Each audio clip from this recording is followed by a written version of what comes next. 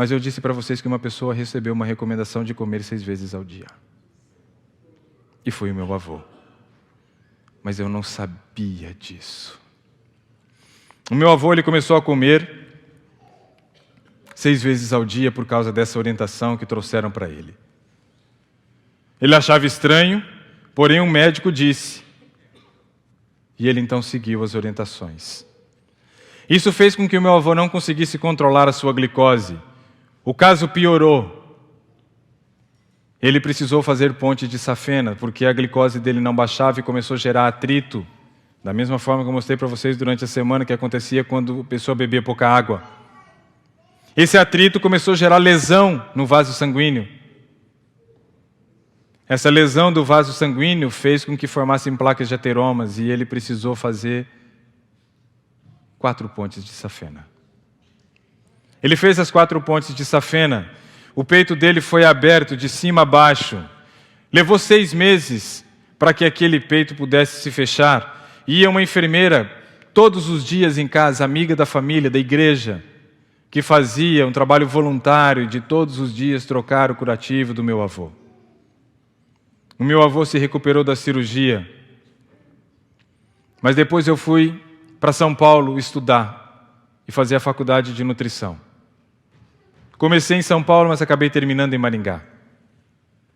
Naquele ano que eu estava, a minha mãe me ligou um dia dizendo que o meu avô tinha passado mal. Eu falei, o que aconteceu com ele? Não sei, mas o seu avô teve meio que um surto. E ele subia no sofá e dizia que eu deveria subir também porque a água estava subindo. Depois ele subiu novamente no sofá e me convidava para subir dizendo que tinha cobra dentro de casa. Meu avô teve uma isquemia cerebral, o médico constatou. Isquemia é quando você tem um bloqueio parcial e não chega sangue numa determinada região do cérebro. É um assunto muito grave e pode levar à morte, mas o meu avô escapou dessa isquemia. Depois eu voltei para casa e teve um dia que o meu avô se levantou da cama, se deitou no sofá.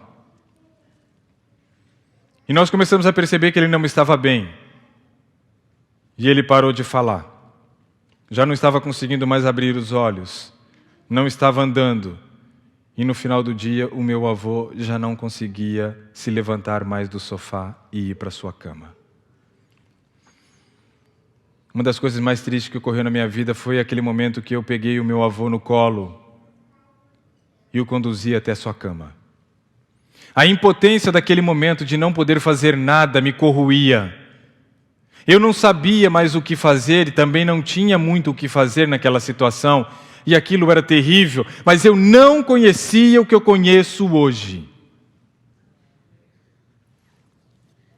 Meu avô ficou ali na cama sofrendo e começou a gemer cada vez mais alto e precisamos ligar então para o SAMU.